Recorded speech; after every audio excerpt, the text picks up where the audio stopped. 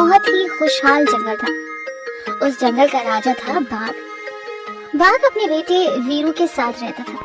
बाघ इन वीरू को जन्म देते ही मर जाती। जंगल की देखभाल और वीरू की देखभाल करते करते बाघ थक जाता है। उसे एक साथ दोनों का ध्यान रखने में कठिनाई आती है।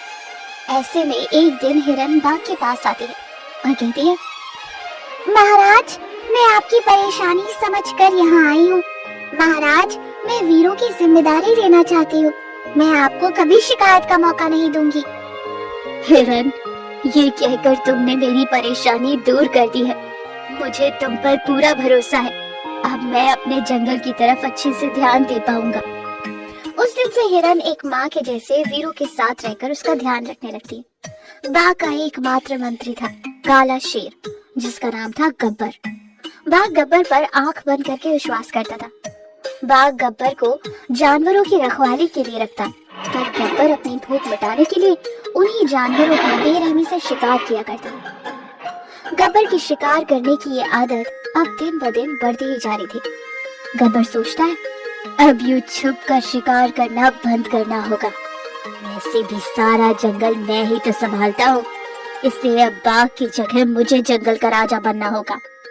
गब्बर अपनी महत्वाकांक्षा पूरी करने के लिए बाघ का खून करना चाहता है। पर एक दिन गब्बर को शिकार करते हुए उल्लू देखा। उल्लू बाघ के पास जाकर कहता, महाराज, आज तक हमारे जंगल में जो बेरहमी से शिकार हो रहे थे वो सब कोई और नहीं, गब्बर कर रहा था। आज मैंने खुद अपनी आंखों से उसे सूअर का बेरहमी से शिकार करते हुए देखा। और इतना ही नहीं महाराज, वो तो आपकी जान भी लेना चाहता है, आपकी जगह हासिल करने के लिए। ये सुनकर बाघ के पैरों तले जमीन खिसक जाती। लेकिन बाघ खुद अपनी आंखों से गब्बर की हैवानियत देखना चाहता था, इसलिए वो उल्लू के बताए हुए ठिकाने पर जाता। बाघ खुद अपनी आंखों से गब्बर को शिकार करते देख लेता। बाघ को गब्बर पर बहुत गुस्सा आता है। बाघ सारे जानवरों की सभा बुलाता है और उसमें गब्बर को भी बुलाया जाता है। गब्बर, मैंने तुझ पर विश्वास किया, अपना खास बनाकर रखा, पर तुमने मेरे विश्वास का खून कर दिया। अब तू मेरे जंगल में रहने के काबिल नहीं है, चला जा मेरे जंगल से।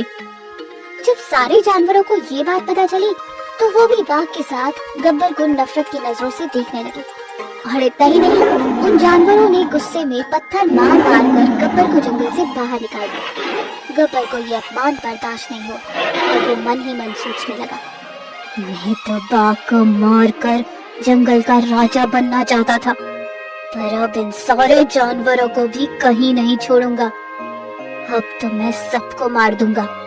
गब्बर ऐसा कहते हुए दूसरे जंगल जाता है कि तभी उसे ज़ॉम्बी भेड़िया काट लेता है। ज़ॉम्बी भेड़िए के काटने की वजह से गब्बर भी ज़ॉम्बी बन जाता है और वो सोचता, ये तो बहुत अच्छा हुआ कि मैं ज़ॉम्बी बन गया। अब मैं पूरे जंगल को ज़ॉम्बी जंगल बना दूंगा और उस बाघ की आंखों के सामने उसके जंगल को उजाड़ दूंगा। इस तरह से बाघ रोज मर मर के जिएगा। ऐसे सोचकर गब्बर वापस उस जंगल में जाता है और ज़ॉम्बी बनकर सबको काटने लगता है। देखते ही देखते वो जंगल के जानवर ज़ॉम्बी बनकर एक दूसरे का खून पीते हैं। जब ये बात बाघ को पता चलती है तो वो हिरन से कहता है, हिरन, वीरू को लेकर यहाँ से चली जाओ, मैं देखता हूँ कि मैं उस गब्बर को कैसे रोक सकता हूँ। मगर आप यहाँ क्या करेंगे? आप भी चलिए महाराज। नहीं, मैं जंगल का राजा हूँ, अपनी प्रजा को ऐसी मुसीबत में छोड़कर कहीं नहीं जा सकता। तब बाघ हिरन और वीरू को वहाँ से भगा देता है। बाघ जानवरों को ज़ॉम्बी बनते देखकर दुखी होता है। तभी वहाँ गब्बर आता है। दुखी होकर गब्बर से कहता है, गब्बर, ये क्या किया तूने?